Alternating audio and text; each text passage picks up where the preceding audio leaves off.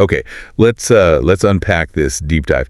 We've got a really fascinating source here. It's excerpts from a BFM TV YouTube transcript. Ligne Rouge, Elon Musk, Donald Trump, La Rofcha. Right. And our mission really is to pull out the key insights, maybe some surprising details about the very complex relationship between Musk and Trump. And critically, we're sticking only to what's in this specific source material. Exactly. Think of it as the shortcut version, you know, how this alliance formed, what it looked like, maybe behind the scenes, and crucially, why it all fell apart, all based on this one report. Yeah, and this is where it gets really interesting, I think. This source lays out this whole narrative, doesn't it? From this, bromance they even called Musk President Biss, a second president. President Biss. Yeah, to becoming, and this is a quote from the source, the best enemies in the world. Wow. So we're going to explore that, right? The sort of strategic closeness, Musk's actual role within Trump's circle, his administration. What was motivating them? The underlying reasons. And then the specific things, the events that, triggered that very public split. Again, all from this specific BFM TV report. So what's the takeaway for you, the listener? Well, understanding these dynamics between such huge figures and the reasons this source gives for their alliance and then the rupture. It sheds light on how power works, doesn't it? How interests can align very strongly and then just diverge dramatically. And the surprising ways connections form and break right at the top. Okay, let's dive in. So the source starts with that initial perception. They were seen as, quote, inseparable. Right. You mentioned it, President Biss. That suggests incredible influence, doesn't it? It really does. And the report gives us this almost symbolic snapshot near the end of their public closeness. May 30th, Musk is ending his formal role. The budget efficiency department thing. Exactly. And get this, the source says Trump gives him a White House key. A White House key. Wow. But it wasn't all smooth sailing even then. Apparently not. The source says, on the surface, it was framed as an amicable divorce. That's the phrase used. Okay, but then it immediately adds, behind the scenes, the accord didn't seem so idyllic. So yeah, discord was already brewing. Even with the key ceremony. And leading up to that, the source mentioned something pretty wild about his physical proximity. Since November 5th or so, he was actually living at Mar-a-Lago. Renting a bungalow there, yeah. Yeah. The source even gives a figure like $2,000 a night. $2,000 a night, just to be nearby. Well, the stated purpose, according to the report, was exactly that. Influence, to be opportunistically present at the right moment. Renting a bungalow at Mar-a-Lago for influence, that's quite something. And the source gives examples of how integrated he became, right? Oh, yeah. Around December 20th, apparently Musk just invited himself to a dinner Trump was having with Jeff Bezos. Just turned up. Seems like it. And it went beyond crashing dinners. The report claims Trump, when he was on the phone with President Zelensky, actually passed the phone to Musk. Hold on.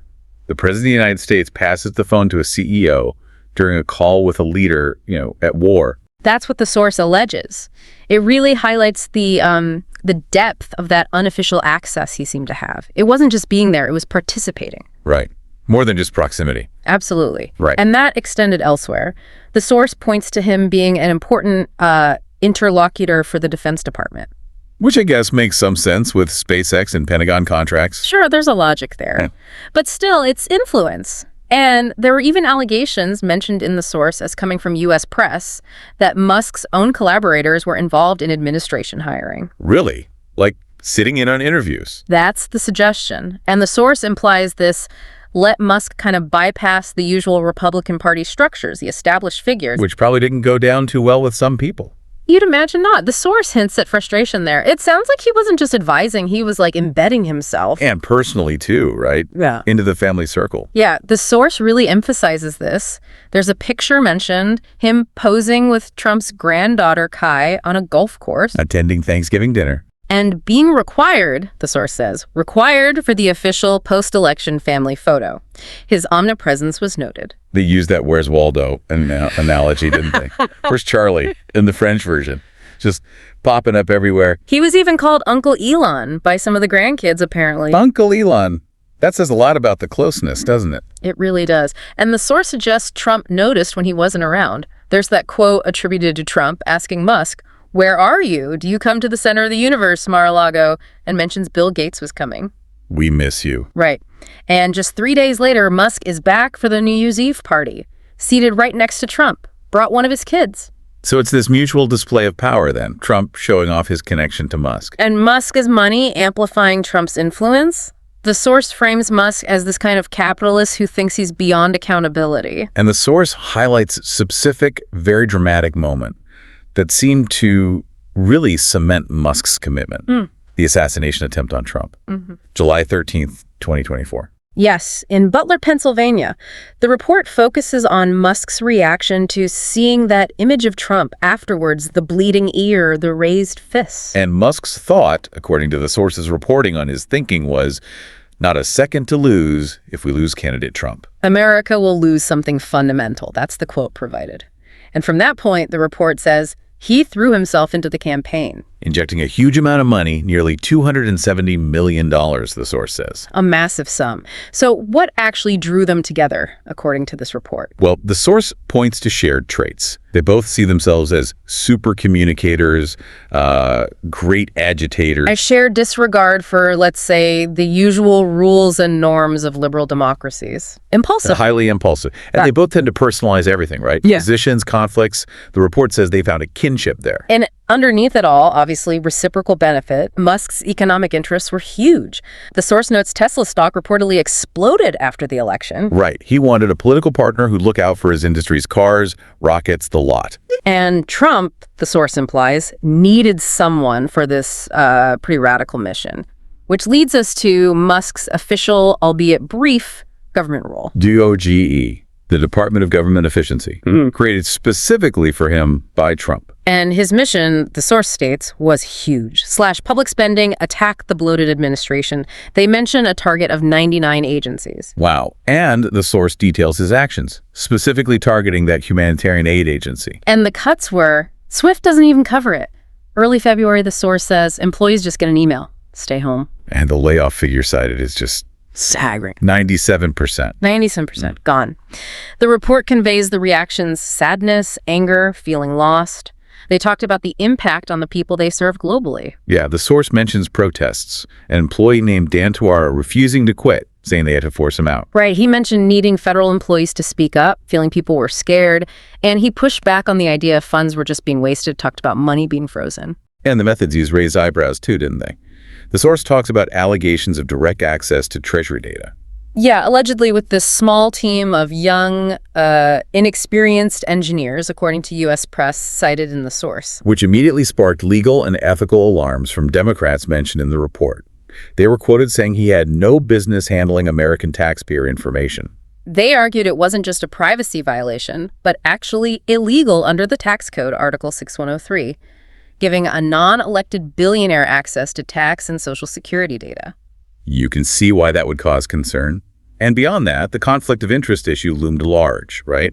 SpaceX relies on Pentagon, NASA contracts. Exactly. Could he really be judge and party, as the source puts it? There was that moment reported in the Oval Office, a journalist asking him directly about controlling himself in a conflict scenario. But despite all this, the controversy around DOGE, he remained highly visible. The source says he even attended a cabinet meeting in the second term. Yeah, even though he wasn't technically part of the government then. Wearing a T-shirt that apparently said technical support. Technical support. At a cabinet meeting. Okay? A journalist apparently asked if cabinet members were unhappy. Yet publicly, the source says Trump and Musk kept showing this unwavering support for each other, at least for a while. It's fascinating, though, to track Musk's own political journey as laid out by the source. He wasn't always aligned this way. Not at all. The report reminds us he was seen as allied with Democrats, admired Obama, showed him a rocket in 2010. Identified as a Democrat, waited hours to shake Obama's hand. Seen as part of that progressive Silicon Valley culture. And supported Hillary Clinton in 2016, the source says. His first real clash with Trump was actually early on, leaving that Economic Council over the Paris Agreement withdrawal. So a definite break back then. But the source highlights key turning points that shifted him. The COVID pandemic in 2020 is one. Right. His resistance to lockdowns in California, keeping factories open. The source quotes his view of Democrat pandemic management as paternalistic, constraining, almost anti-American. Strong words. And then the Biden administration snub in August 2021. Ah, yes, the White House meeting on electric cars. All the major automakers invited, except Tesla. The biggest U.S. EV maker The source calls that a monumental blunder for Biden politically. You can see why Musk might have felt slighted.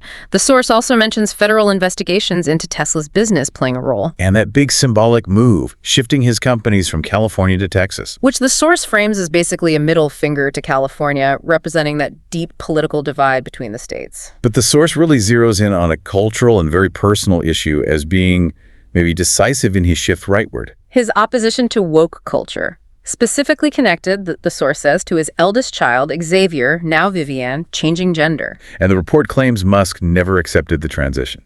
It points to that Jordan Peterson interview, quote, July 22nd, where Musk accuses progressives of putting a virus in his child's brain, says the child was brainwashed by trans or woke ideology. That's intense. And the source explicitly links this personal stance to the views of the extreme right on woke culture. It's a powerful connection the source draws. And it contrasts starkly, as the report notes, with his child Vivian's reported public statements denouncing him. Calling him a bad father, opportunist, never took care of me, nothing like him. Really painful stuff outlined there. And the source connects these personal views to a broader alignment with Republican ideas protecting the traditional family, his focus on high birth rates. The source notes he has 12 children with 3 women. Right, and linking low birth rates to immigration and even the Great Replacement theory. Which inevitably brings us to the social media battlefield, his purchase of Twitter in 2022. The stated goal, the source reminds us, was freedom of expression, controlling the narrative. But the source suggests the real project was political, to support certain politicians. And after renaming it X, the source alleges some pretty direct actions were taken, modifying algorithms. Specifically, the source cites allegations he ordered engineers to make him the most visible person on X. Wow. And research mentions suggesting no moderation on his posts, even when spreading disinformation during elections, controlling who sees what. That's the allegation reported, essentially rigging the game on his own platform. And of course, he was the one who reinstated Trump's account in 2022. Which loops back to that shared trait the source mentioned, impulsivity. Exactly. Both described as highly impulsive, acting on instinct, personalizing everything. The report says that's where they meet, and it's often something personal that sets them off. So, given these personalities, these massive egos, it's maybe not shocking that specialists cited in the source were skeptical the alliance could last. They pointed to those oversized egos, the idea there's only room for one at the top. It was just a question of time, they felt. The relationship was based on reciprocal benefit, the source argues. So problems were bound to arise when one started to overshadow the other, or their interests diverged. Yeah, the report compares it to Musk's history with his own teams, noting it often ends in ugly disputes and purges. So the conflict felt inevitable looking back, and their online clash. The source calls it digital fratricide. Dramatic term.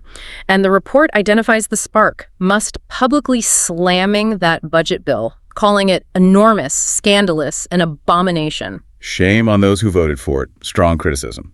And Trump's reaction was immediate, wasn't it? At that press conference with the German chancellor. Just a small phrase, the source says, but it ignited the powder. Then the social media war erupted, Musk firing first. Without me, Trump would have lost.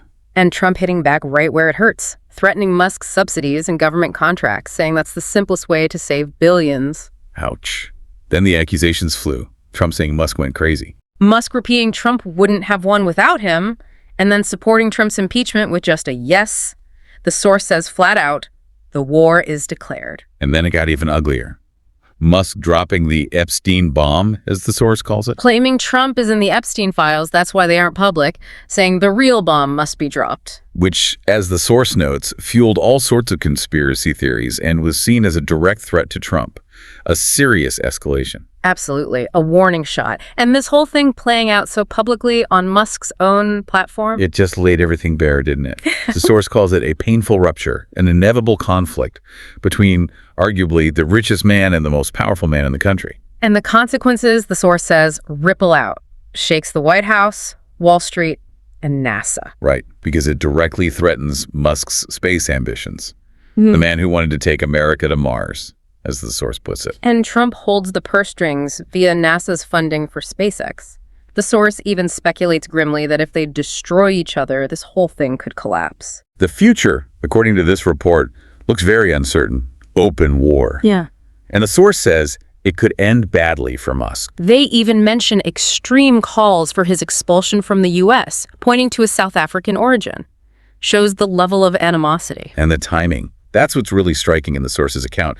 This all blew up only 6 months into the administration. So much faster than anyone expected. The source says, yeah, maybe a 4-year alliance wasn't likely, but nobody thought it would end this badly, this quickly. Not the amicable divorce some might have foreseen. Instead, the source concludes it was total war. So, quite a journey we've traced here, based purely on this one source. From President Biss, deeply embedded, to this incredibly public, bitter, total war. And the drivers highlighted by the source are clear. Those huge egos, interests that finally clashed, the ideological shifts, especially on personal, cultural issues for Musk. And that shared impulsivity, that tendency to make it personal, which just exploded online. So thinking about all this, just from this report, Yeah. what stands out to you listening? Well, I mean, considering the sheer impact, when you have these incredibly wealthy, powerful figures, not elected, getting so deeply involved in political power structure. As the source details happened here. Yeah, and then seeing how the volatility of their personal relationship can potentially shake up major policy, whole industries, even international stuff. It really raises big questions, doesn't it? About influence and power and how these alliances work or don't work at the very highest levels today. Something to think about.